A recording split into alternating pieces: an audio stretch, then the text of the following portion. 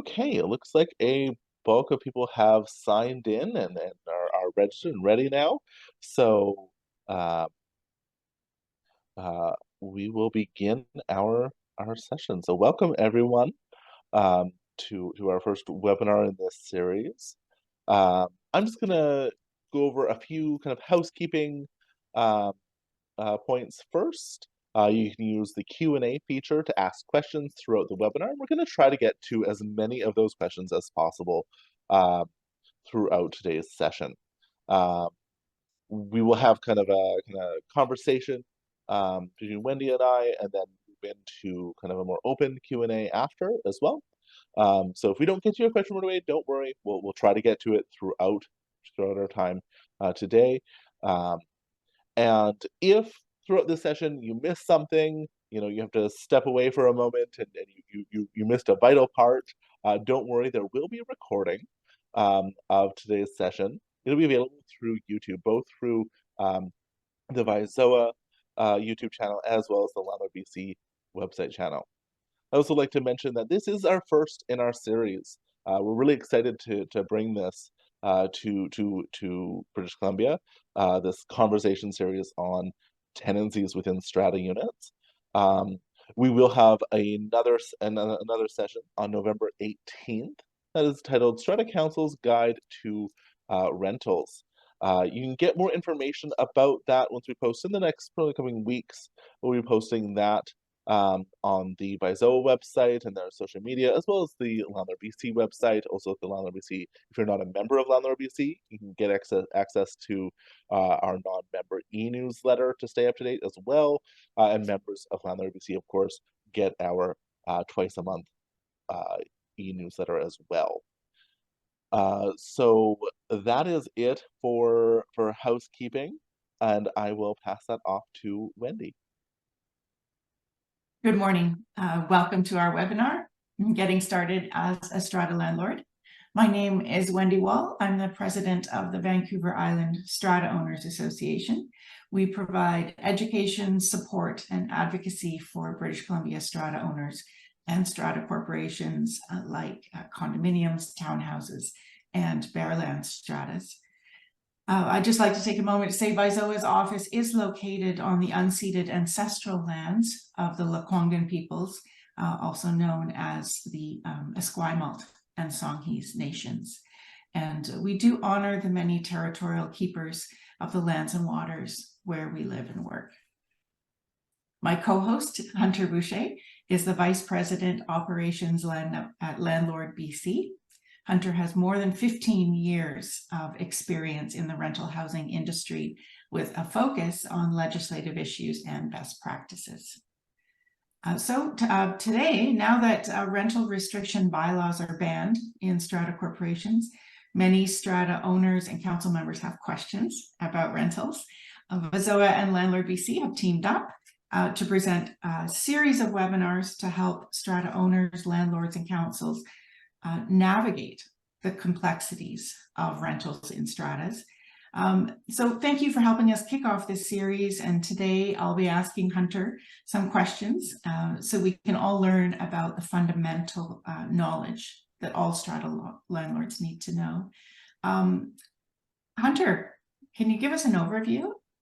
Yeah, definitely. Thank you, Wendy. And thank you for that that introduction and welcome. So today we want to cover really kind of the basics of the start of a tenancy. Throughout our sessions, we'll get more into what happens during tenancies, but today we're going to really start about establishing successful tenancies. And that begins with advertising your rental unit, and of course, tenant selection. We'll also talk about tenancy agreements and condition inspection reports, and a little bit about a free online course called the I Rent It Right course.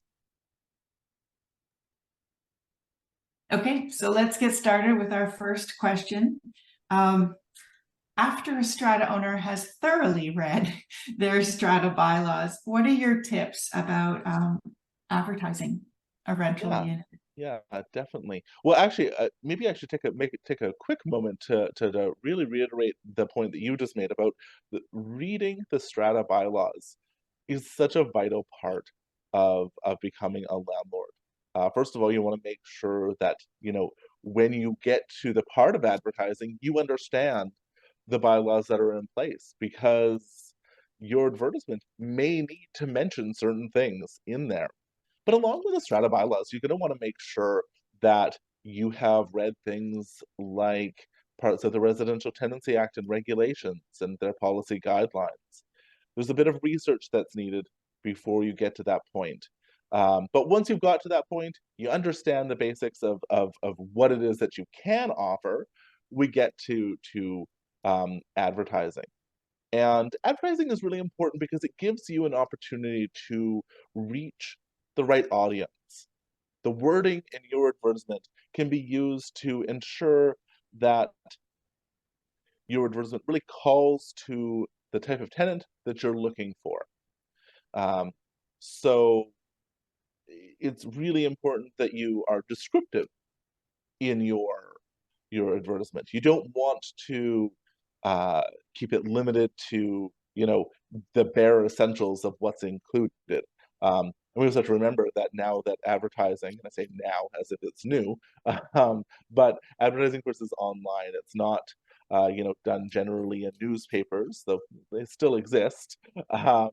So you're not paying by word generally. So you can be a bit descriptive. You can write a little bit of a narrative about the type of unit that you have, the community that it's in, so that you can really highlight the features of it in a way that also hopefully highlights to someone that, oh, I'm the right person for this. This is the right match for me. This is the type of space I'm looking to live in, which really will help when we get into the next section, which is talking about tenant selection.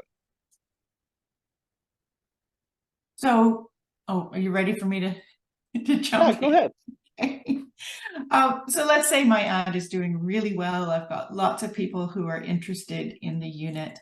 How do I know what tenant to choose? Can you tell me about the selection process? Well, I think the first thing that people need to be aware of when it comes to tenant selection is that it is mostly about saying no. Um, and that's not to sound negative in any way whatsoever, but it's something that people need to become very comfortable with. You're under no obligation to rent to anyone. So you need to be really, really comfortable with the fact that you are likely going to be saying no to the majority of people that are applying. And that's simple math. I mean, you have one rental unit. If you had 5 people apply, that's 4 people you're going to need to say no to. So that is the first thing that really, really needs to kind of be uh, accepted by people who are going to rent out a unit, is that you are going to be saying no. Be comfortable with it. It's not personal, it really just comes down to you trying to find that best match for a long-term sustainable tenant. Um, and when we hear issues within the rental housing um, kind of industry, and we hear things that kind of popped up where we see maybe in the news, about a nightmare scenario. Oftentimes, when we talk to those landlords, when we do get a chance to talk to those landlords, their tenant selection process was minimal, if they really had one. Oftentimes, it's kind of like, well, it was the first person that reached out to me. So it's really important that you have a thorough and careful tenant selection process to really reduce the possibility of risk and potential issues that can arise during a tenancy. I mean, most tenancies are going to go off without any problem whatsoever, but problems do still come up, and the best way to mitigate those is that work that's done in advance. When we go into the process itself, well, that's when we need to start considering about our legal obligations, legal considerations around um, uh, tenant selection. And things such as the Human Rights Code, the Criminal or the Personal Information Protection Act really become important documents for us to understand. Uh, if we were to go to the Residential Tenancy Act, we wouldn't find much talking about um, the tenant selection process. It doesn't cover this topic. The Residential Tenancy Act really covers uh, what happens during a tenancy, not what happens to us it before a tenancy is in fact established. Um, so what we look at is other pieces of legislation, which are the Human Rights Code and the Personal Information Protection Act. And the Human Rights Code is primarily going to talk about things that landlords may not discriminate based on. And those are going to be a lot of the very kind of common things that I think that most people understand. You cannot um, discriminate based on age, race, ancestry, family status, marital status, lawful source of income, gender, gender expression, and sexuality. Things like this that again, I think that most of us generally seem to understand. But of course, it's important that it is enshrined in a code. Then we have the Personal Information Protection Act. If I'm being honest, I would not recommend going and reading that piece of legislation. Simply because if you read it, you're not necessarily going to understand how it pertains to residential tenancies. Instead, there's a guidance document for our industry that you can find, and you can find that on the website for the Office of the Information and Privacy Commissioner of British Columbia, also on the LandlordBC website as well, if you're a member of ours.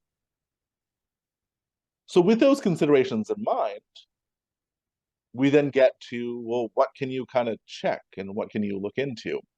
And that's where making sure that you have an application form is really useful.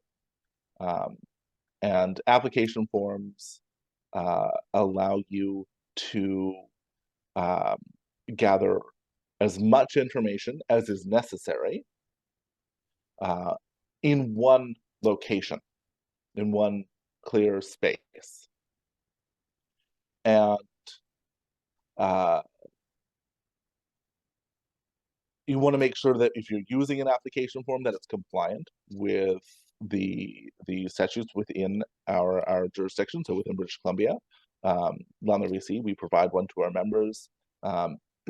You want to be careful if you go online and you search in Google application form, because you may find application forms, but they may not be compliant. Once you have an application form completed, well, then you're going to then get into the process of checking references, perhaps financial background checks, credit checks, and such. And as part of this, also, you're going to be interviewing the tenant as well. So you're going to make sure that you're getting as much useful information as is possible. Is there a criminal record check in there too? Yeah, so that's a really good question. Is criminal record checks?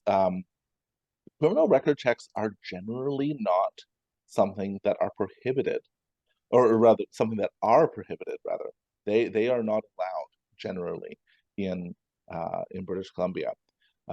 There's kind of, they can really only be used in kind of very extreme cases. And the example that we find, if we go to that guidance document I mentioned from the Office of the Information and Privacy Commissioner, if we look in that document, the example it provides is if the rental unit is in, the same building as a daycare, and even then they would have to be, the entrances are beside each other, things like this.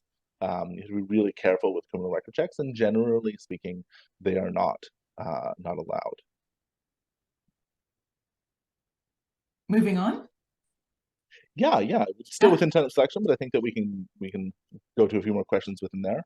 Oh no, keep going. I just want, there's so much to this topic. I didn't want to cut you off. So no. Yeah, definitely. So I mean, once we get to the interviewing part and talking to a prospective tenant, we want to make sure that we're asking the right questions. We want to make sure that we have a very balanced approach to the information that we're gathering. And when I say balanced, what we're trying to balance is your need for information, your need to try to make an informed decision on this topic. And the topic being is this person going to fit within this rental unit? Is this the right match? Um, and the tenants or prospective tenants' right to privacy. That's the balancing act that we need to kind of perform. One of the best ways of kind of ensuring that you're meeting that criteria, not the only way by any means, but certainly kind of a simple litmus test, I suppose, is why is asking, when it comes to the question that you're going to ask, why is this question relevant to me renting this person? Is this based on curiosity, or is this based on determining that this person is in fact a good match? And we can provide some very straightforward, I think perhaps obvious um, uh, uh, answers or some questions and look at those. So, for example, asking someone, well, why is it that you're moving from the space that you're currently in?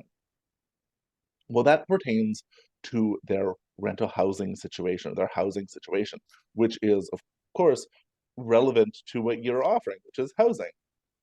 So that question becomes a fairly relevant question to ask someone. Now, if they're moving because their previous landlord ended their tenancy because they weren't a great tenant, well, we might not get a truthful answer. But that's where we're going to have to really try our best to kind of figure out whether or not someone's telling the truth. And then an example of a question that might be based more on curiosity is asking about someone's religion, for example. Generally speaking, asking about someone's religion is not going to be relevant to the rental unit that you are providing, and should be avoided. And it should be avoided for a variety of reasons. One, it is definitely impinging on the prospective tenant's right to privacy. But further, it could set you up if you were to say decline this person um, for tenancy for a claim through the Human Rights Tribunal. Because of course, as soon as you've asked a question that pertains to something that is protected under the Human Rights Code, which religion would be one of those things, you definitely want to avoid those types of questions. And then it comes down to just kind of making that final decision. When it comes down to making the final decision, you're going to gather all the information together, your criminal, not your criminal record checks, sorry, your credit checks, your reference checks, your conversations and interviews that you've had with this person. Put that all together, look at all the, objective information, but also, take in consideration your gut feeling, because that's an important part of this. We are dealing, this is a business of humans dealing with humans, and whenever that comes into play, our gut reactions play an important role, and we make then a final decision. So that's a lot of information. Maybe we didn't realize there was so much to the selection process. So let's say I've done all that, and I've selected a tenant. I'm really hoping that they don't break the bylaws about things like noise or smoking. And let's say I don't want them to use my strata lot for Airbnb. What do I need to know about tenancy agreements? Well, I think that we first need to, before we even get to a tenancy agreement itself, we need to make sure we understand how tenancies are established in general. So in British Columbia, a tenancy agreement, or the thing that establishes a tenancy, can be and should be in writing, but it can also be an oral or verbal agreement. You can have a conversation with someone and talk with them and come to an agreement orally about a tenancy, and that might mean uh, saying, yes, I'd like to rent this space to you, and they say, yes, I want to rent the space from you, and talking about the rent and move-in date and establishing it that way. And while a conversation is an important part of this, obviously, you can't get to the paper part without words. Nonetheless, it's important to note that oral agreements do technically hold water. We'll get into why they aren't ideal in a moment, but they do in fact hold water. So do our actions, though. So it's important to note that when someone pays you money, you may be establishing tenancy, specifically in the context of offering a rental unit. So if someone shows up to, say, a suite showing, you're showing the rental unit to a prospective tenant, and they show up with a check, and you take that check, that's, say, half a month's rent, security deposit. That may and likely did just establish a tenancy, because money has now changed hands, and the money that changed hands was a security deposit, and a person taking a security deposit is a landlord, and the person who pays it is a tenant, and as soon as that applies, we have a tenancy. So we really need to be careful about our actions and our words that we use before we're really comfortable with that level of commitment. And once we are comfortable with that level of commitment, then yes, have that conversation, take that security deposit, and most certainly sign a comprehensive tenancy agreement. The reality is that while a tenancy agreement can be, oral or as they say, implied, and applied as through our actions, such as taking money, the best way to protect yourself and your investment is having a thorough tenancy agreement that clarifies the rights and responsibilities of both yourself, but as well as the tenant as well. Tenancy agreements are going to have, kind of certain key elements involved in them. A key aspect of tenancies is just setting up the fundamentals. Things like how much rent is, when is it due, where's the rental unit, and what's included in this rent. But then we get into kind of additional things that we might add on to a tenancy agreement. And this is where we start looking at the difference between, say, maybe a standard agreement.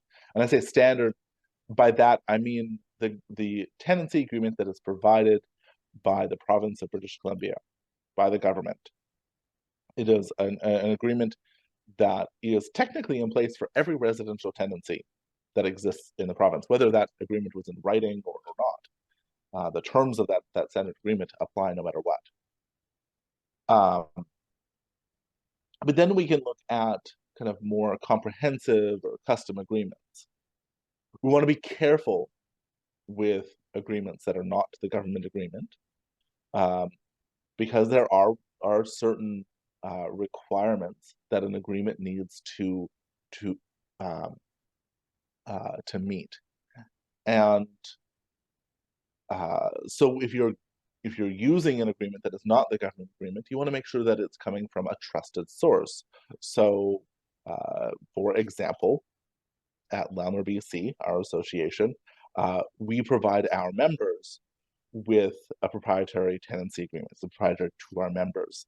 And that agreement is quite a bit more comprehensive than the government agreement, but it meets all of the requirements of the government agreement.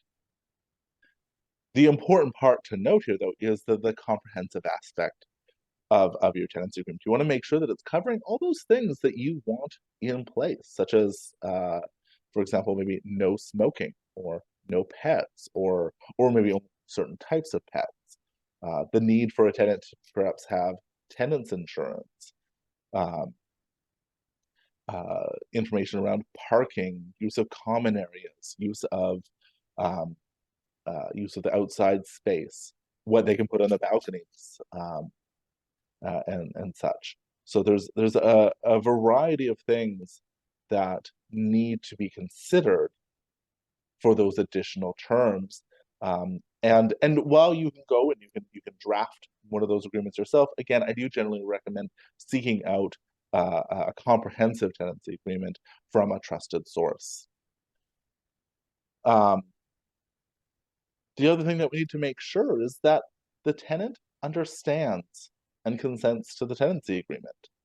There's no point in having a thorough tenancy agreement with, hundreds, hopefully not hundreds, but hundreds of rules in place, if at the end of the day the tenant isn't understanding it. So they don't understand it, what is the likelihood of them being able to abide by it and actually live under those restrictions?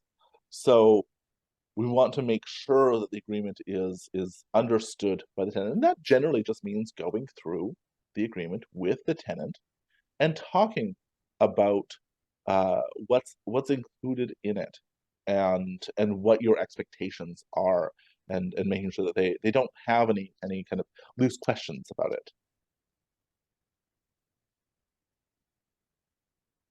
Lots of details there. All right, so before they move in, does the landlord have to do a condition inspection? And here I'm, for strata people in the room, I'm talking about the strata unit, not an inspection of the common property. Yeah, certainly. So, I mean, does the landlord need to do this? By law, technically, yes. Yes. Do they really have to? No. Should they? Most certainly. An inspection really is something that is something that is in the law. Technically, you must do this. But most importantly, it protects your investment. So when we use the term condition inspection as it relates to residential tenancies, we are talking about really two inspections. One is the move-in inspection, which is done at the start of a tenancy, generally before a tenant moves in. And then the other is done at the end of a tenancy, when a tenant has moved out. We may do inspections of the unit throughout a tenancy, and we'll get to that in future webinars and future sessions. But the term condition inspection really pertains specifically to this move in and move out. And it comes with it a host of regulations, a form, and general process to follow. At the heart of the condition inspection report is really just the concept that we want to make sure that both a landlord and tenant are agreeing on the state of the rental unit at both move in and move out. An important aspect of that, an important thing that needs to be certainly taken into consideration, is that to get that consent, you need to ensure that the tenant is participating in that. So within BC, there's rules around the scheduling of a condition inspection report. And the way that generally works is you provide an opportunity, tenant says yes, then you've scheduled it. That's good. If you can't come to an agreement and you can't schedule it just by communicating with the tenant, then there may be a form. In fact, there is a form that can be used to schedule a condition inspection. So it's important just to be aware that that process exists. Now, taking pictures is something that is very useful within a residential tenancy condition inspection. You should take pictures, but do not rely only on the taking of pictures, because at the end of the day, if you do not, if all you've done is take pictures and not filled out the condition inspection report, when I say filled out the condition inspection report, I am talking about a specific form, because there is a form that's provided, both one by LandlordBC, but also by the government. And that's where you can document the findings. So you're just going through and kind of just looking at the unit. That's really what it is. It's going through and looking at the rental unit. At the beginning of the tenancy, you'll go ahead and you'll provide a copy of that to the tenant. And then you may end up, if there's any disputes, then you try to discuss it. The tenant has a right to disagree with what you've marked down, so they can do that as well. That's where having pictures to back up the inspection can be helpful. But again, the idea here is the pictures are not the primary source of information.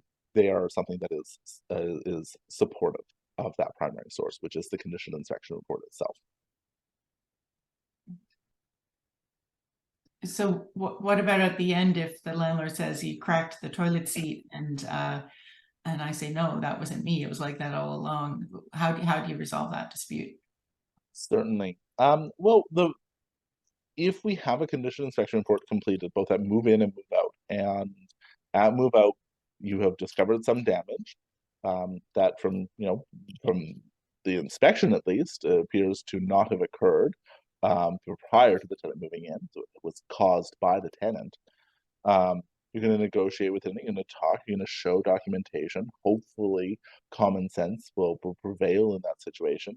But if it does not, then we have to look at how we want to collect on the costs that you are going to incur to remediate that issue.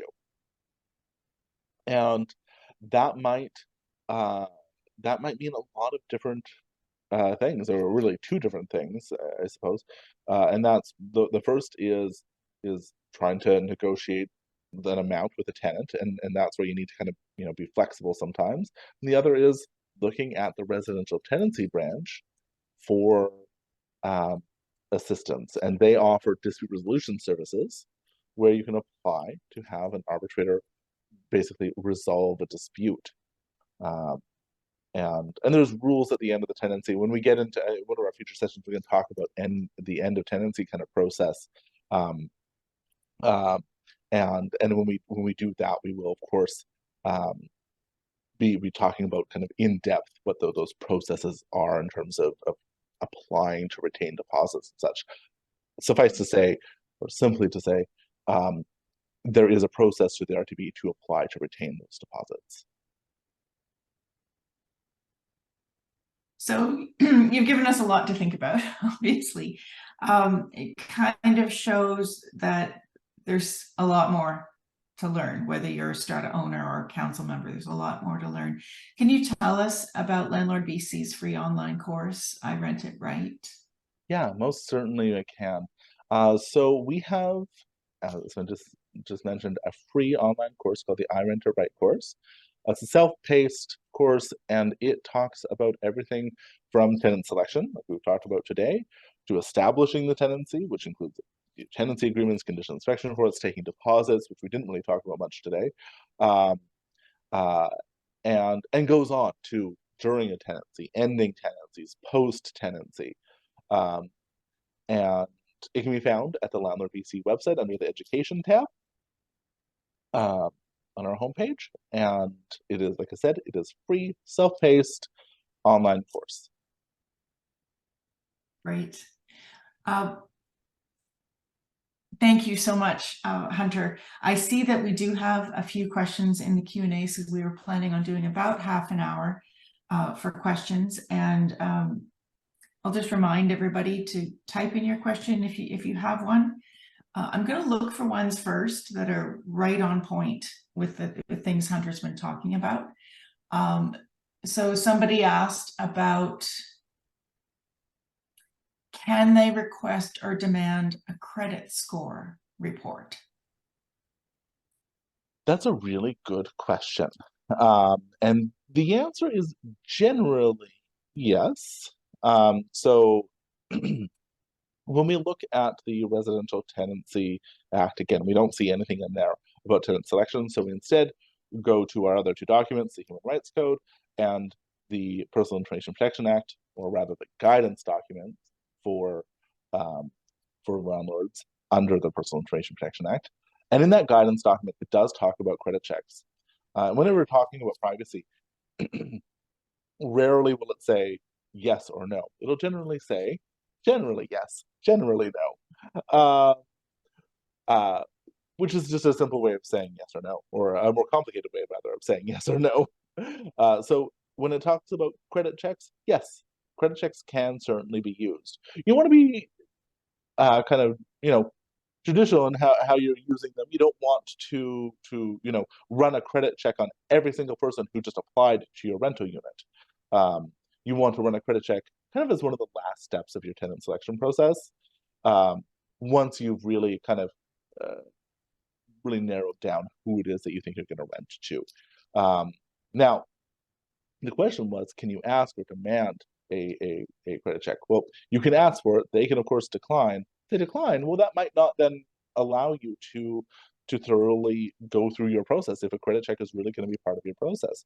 So it's reasonable at that point to say, well, I'm not going to be able to make a decision on yours or a decision in your favor on your application because they don't have the information that I need. The other part is we want to make sure that what we're doing is we're getting a credit check ourselves. So we shouldn't be asking the applicant to come with a credit check. We should be asking that, may I get a credit check? And then I myself, as the landlord, would go to generally what's known as a credit check reseller. There's many available online. We partner with Rent Check on our through our services. But the point is, there's access for landlords to get credit checks. And the reason we don't want to ask a tenant to go and get their own credit check or credit score and then provide us with a PDF or a printout of it is, at the end of the day, that's just a document that anyone can make up. Would be a child making up their own report card in school when they haven't done the best. And the reality is that's not that difficult to do because the credit check at the end is just a document. And they all look a little bit different depending on your source. So you wouldn't even necessarily be aware that what you're seeing is accurate or inaccurate. So going yourself to get one is important if you're going to include that in your process. I think I picked up earlier that you said that you can't discriminate based on income. So does that mean that if I didn't like that someone worked in the fast food industry, I could use that as a basis to pick somebody else who I preferred the industry that they worked in? Yeah, so that's a really good point here. The Human Rights Code has a list of things that are considered protected characteristics, and income is not a protected trait, but source of income is. So you kind of hit it exactly on the head there. It's that source of income. So we cannot discriminate based on where they get their money from, so long as it's legal. If they just so happen to tell you, oh, well, I'm a drug dealer, and that's how I get my money, which means they're probably going to be able to, make rent. Money is good there, I suppose, but that's an illegal source of income, and we can discriminate on that at your risk. But you do want to make sure that if you perhaps maybe have a prejudice against someone working in a certain industry for some reason, that it's not based on that.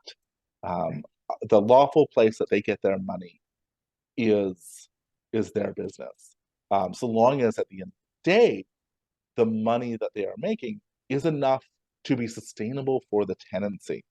So that's the other side to this. We can discriminate, or we can rather make a decision based on how much money someone makes. And as crass as that kind of sounds, it's really important. And it's important both for yourself as a landlord, but also for the tenant, because you need to make a judgment. Is this going to be a sustainable tenancy? You're not really doing anyone favors if they are making, we'll just use simple round numbers. If they're making $2,000 a month and your rent is $1,500 a month, that might not be a sustainable tenancy. If your rent is $2,000 a month and they're making $2,500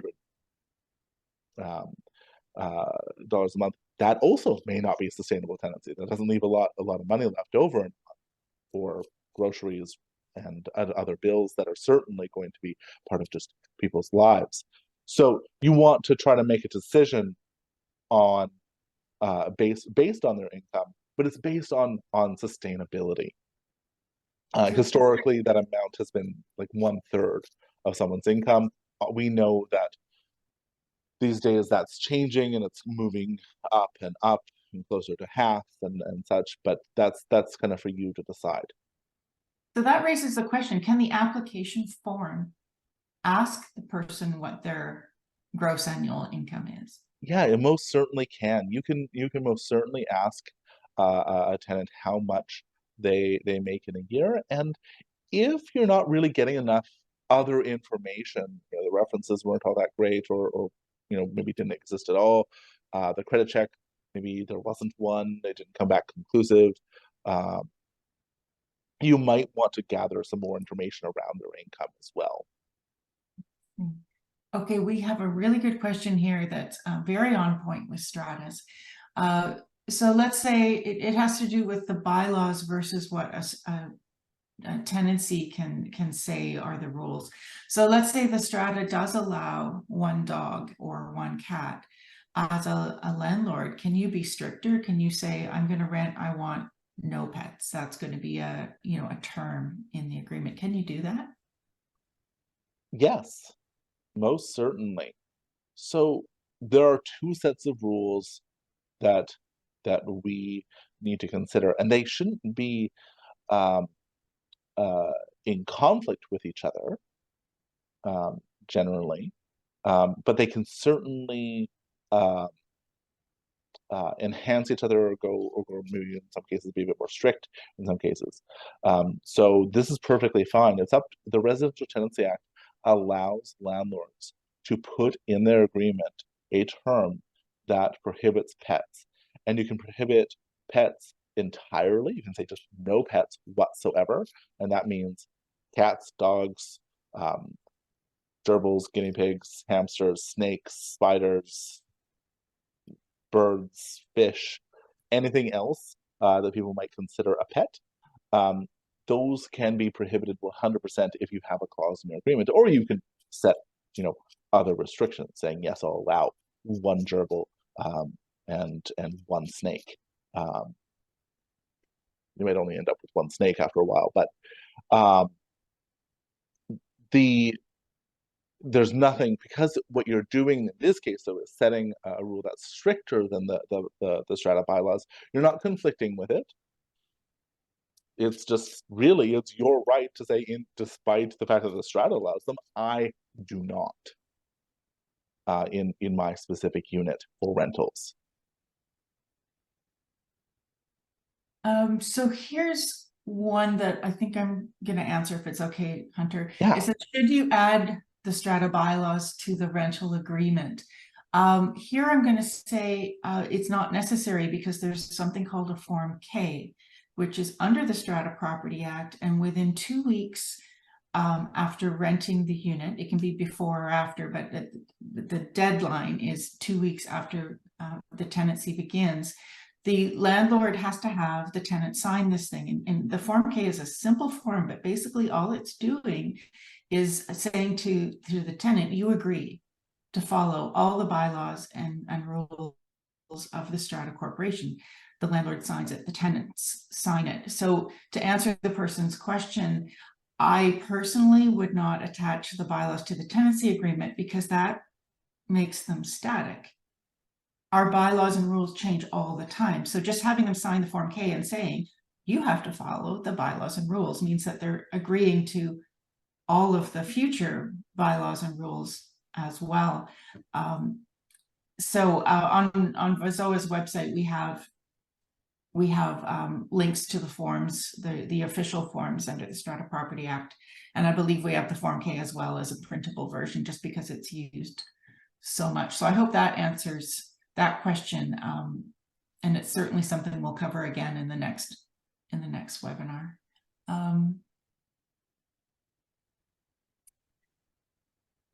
Not sure I understand this question. The condition inspection was not done by the previous owner as a new owner at the end. Oh, I see. So if the ownership of the unit has changed hands during the tenancy and the previous owner did not do a condition inspection, as a new owner at the end of the tenancy, can you still do a condition inspection?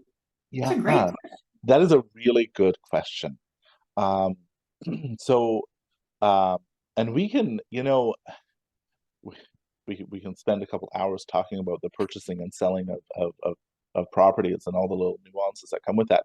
The simplest thing to understand when a property has sold um, is that if it is a tenanted unit that has been sold, what you are purchasing is that business, that relationship.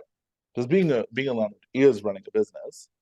Um, and so you're purchasing that relationship that is already in place, that agreement that is already in place.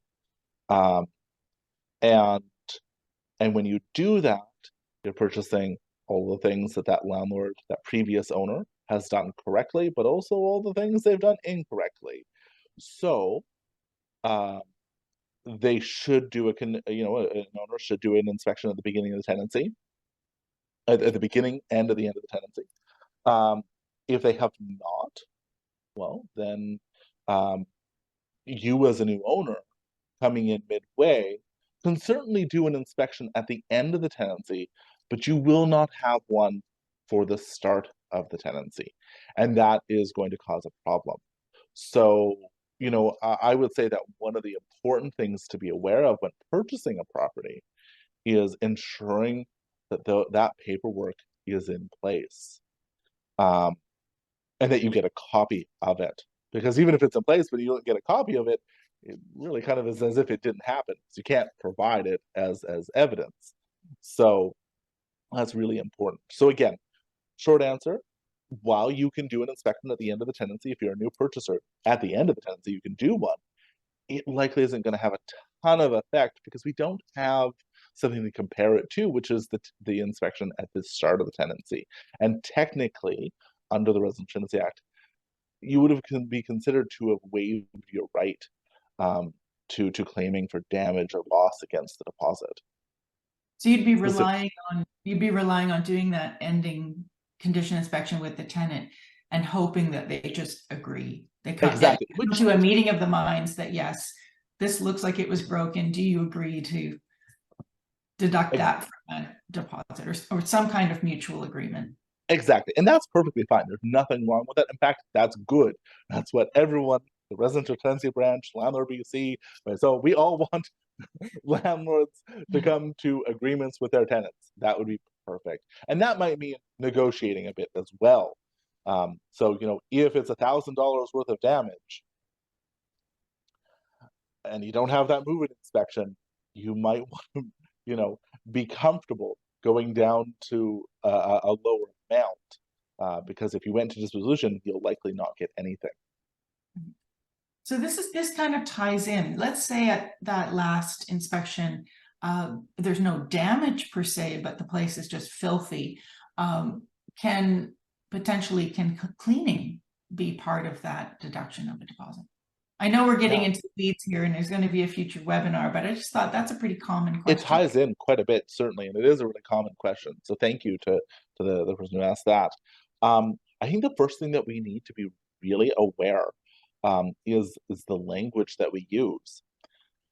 There are two primary deposits that landlords take. One is a security deposit, and the other is a pet damage deposit. That's only if pets are allowed. So looking at the security deposit, you'll notice it's called a security deposit, not a damage deposit. So unless we're talking about pet damage, we don't have damage deposits. We have security deposits. And the great thing about a security deposit is that it can be used for anything that is outstanding.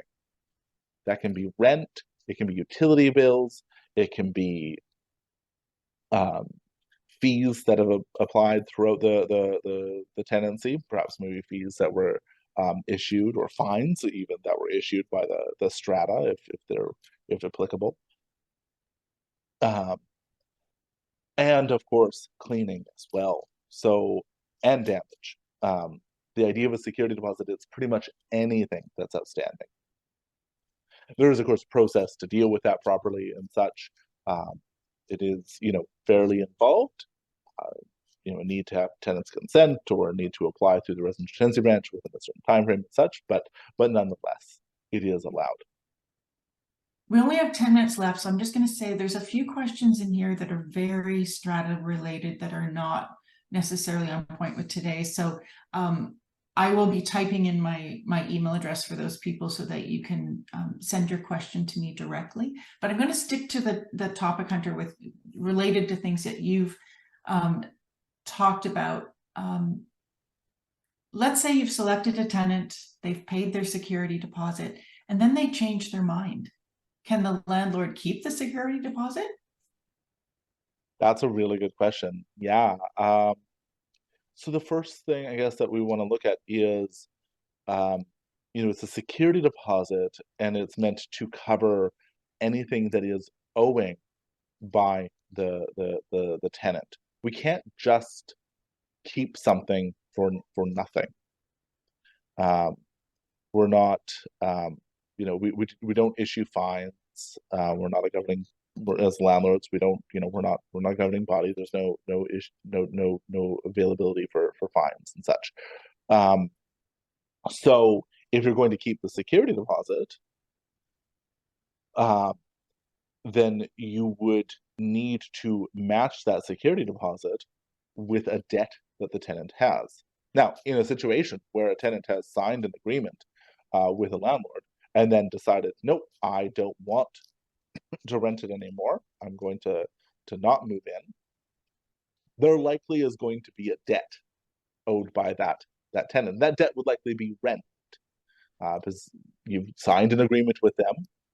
You didn't rent it to other people, so now you may be out rent. Maybe that's half a month's rent, maybe that's a full month's rent, maybe that's multiple months' rent.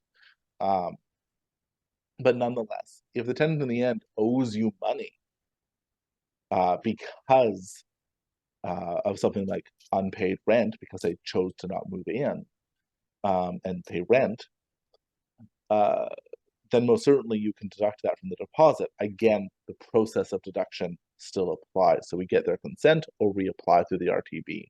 And all that is also kind of predicated on the fact that they've also given you a forwarding address. Right. Can you find them? This is very related. It's asking if there's a limit of the amount of a security deposit. Most certainly, yeah. So security deposits are capped at half of 1 month's rent. That's per deposit.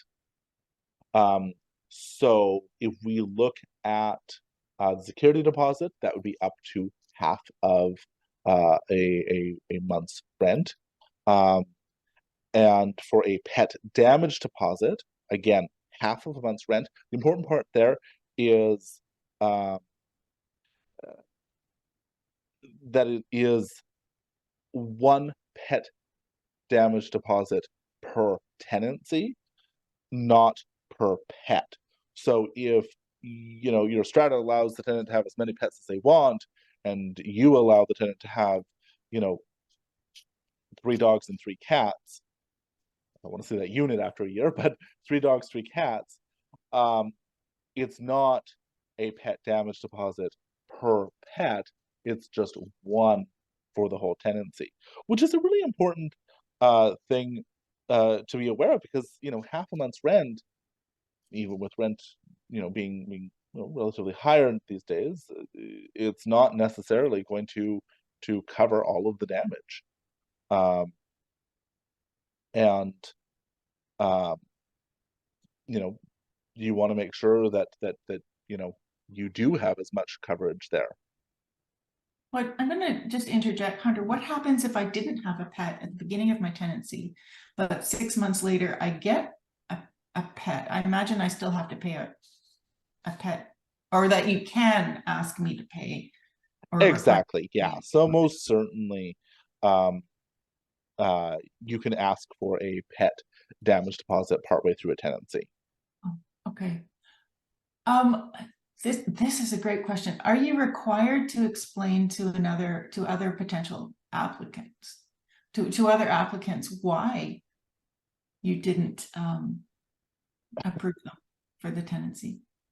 That is a good question. So are you required to inform someone why they weren't chosen? Um, the short answer is no, you don't. If they really push, they might be able to make a request under, say, the Personal Information Protection Act, for that type of decision. And that there is a possibility that they'll be able to push that. I've never seen that happen, to be honest. Um, uh, but um, you know, to be honest, the decision that you're making really often is less to do with the person applying, that you're declining, and more about the person that you approved. And that's really how we want to look at this, is we really want to look at it as, well, your application was fine, but I had someone who, I was considering first and, met all my requirements. So yeah. I think we have time for one more question. Yeah. And there's actually a couple here that there's two about taxes, and I don't know if you can answer this. They might be too long an answer for today. Can the landlord ask a tenant for a copy of their T4, their income tax return, for part of the application process? And for the landlord, when you're declaring income from a rental unit, are there special forms to fill out? But I'm thinking the short answer there is talk to your accountant. Yeah. So, I mean, so one is about tenant selection. Yeah, and the other. And the other not. Um, so you might ask someone about their income, certainly.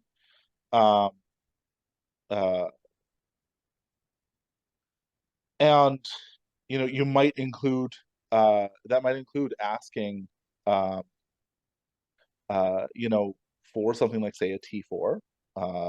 You'd be comfortable with it. You want to tell them, the only information I need from the T4 is the amount of income, for example. And please, sever all the information that is not that, or black out all the information that is not that. So I don't need to see your deductions. I don't need to see how much you're putting in your RSP.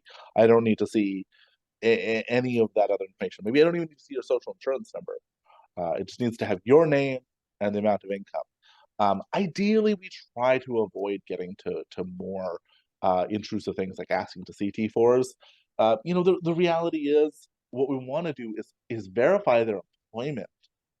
If they say that they work for a certain company, I think that most of us can kind of ascertain how much money they're going to make on that. We can do some simple Google searches to kind of find out, how much does this type of position generally make, sort of thing. And if we verify that that is in fact their position, well, then we kind of have, and they've said, oh, well, I make, $60,000 working as whatever, and we go online. The average salary for that position is $60,000, and we verify they in fact hold that position.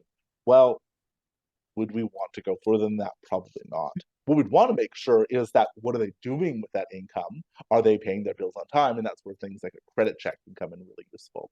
For taxes information, personally, for your tax, certainly there is process of declaring rental income. That is a requirement to do.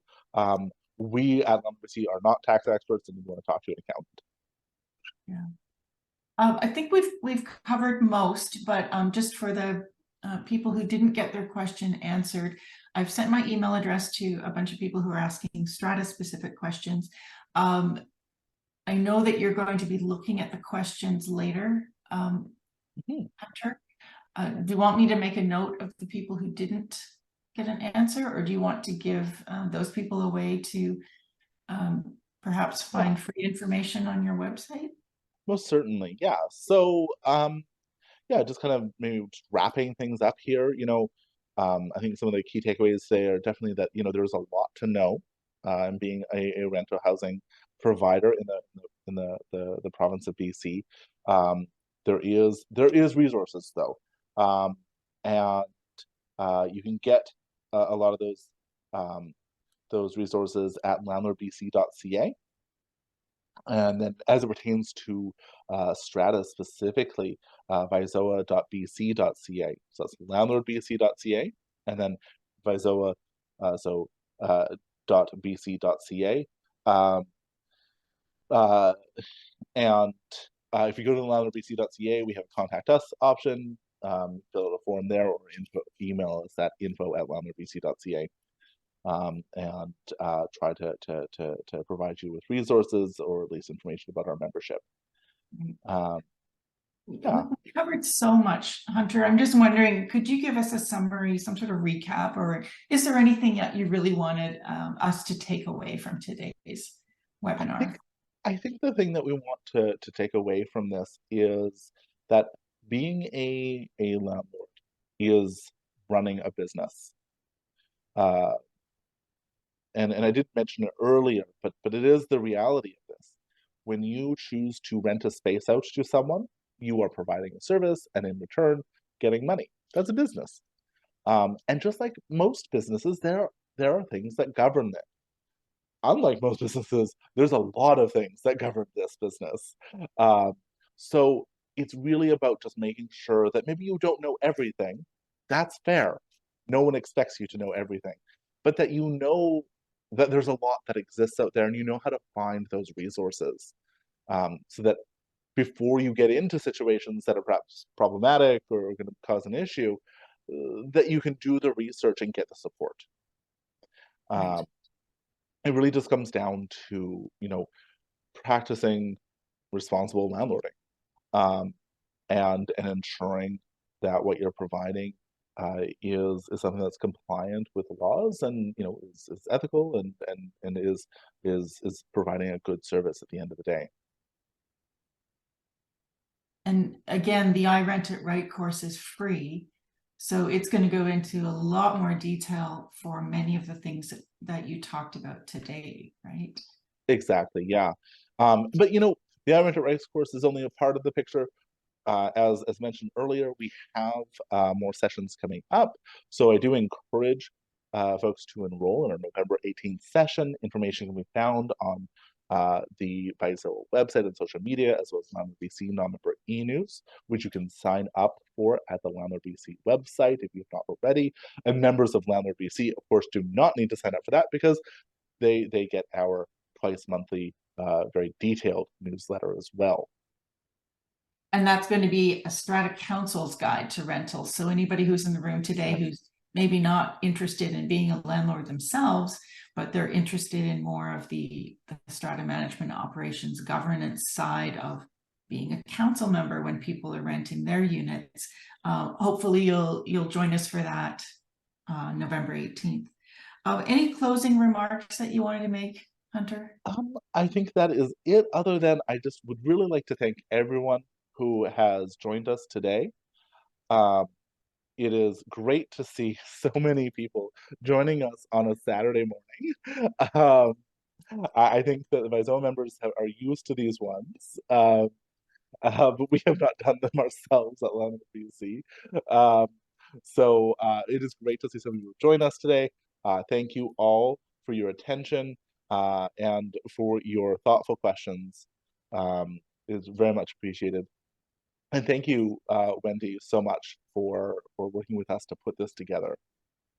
It's been my pleasure, and thank you, Hunter, so much for all the time as well. We've got some thank yous in the Q&A, so I think that's a wrap. Perfect. Thank you. Okay. Bye, everyone.